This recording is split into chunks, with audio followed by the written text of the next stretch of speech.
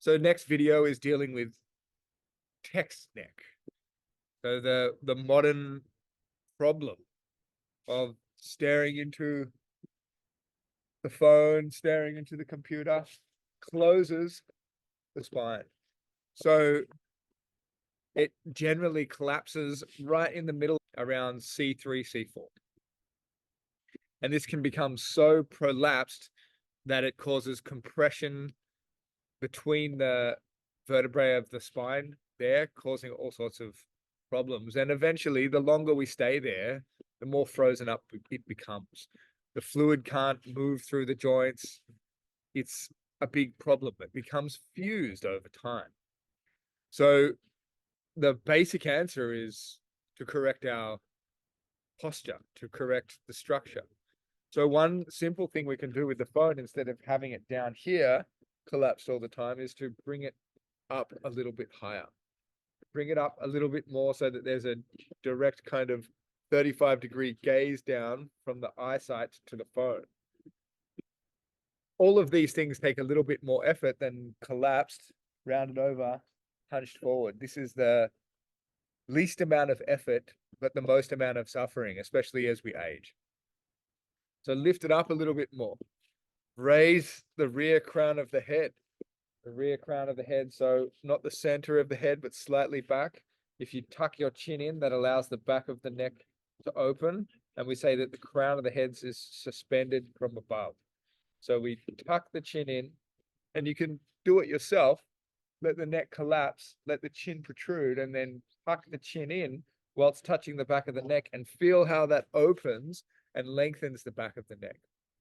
Now, if we're very habituated in collapsing forward and collapsing the back of the neck and the chin protruding forward, then it's going to be harder work to reset this. The muscles have become weak around that part of the body. We have to re-strengthen. One of the problems is that the head moves forward and collapses, and the further that it moves forward away from the center line above your feet, if you were standing straight, the more that it engages the upper back muscles like the trapezius muscles in order to hold the head up. Now, the result of that is that the trapezius muscles become fatigued and tense and overworked. So that becomes a problem in and of itself. When we have to get massage, body work to free up those muscles in order to be able to kind of find this reposition. So one way that we can retrain the strength to maintain the posture of being suspended from above with the chin tucked in is to use a tennis ball, or a slightly larger ball can be good. So this is a practice baseball light ball. And all I do, it's a bit hard to see with the jacket on, is that I am going to tuck it in underneath my chin. So now what I don't want to do is tuck it under my chin and collapse everything down. I need still to have some effort. So if you have a slightly larger ball, it'll make your life easier. But we just we want to keep the ball in underneath the chin, and you can see that that opens the back of the neck.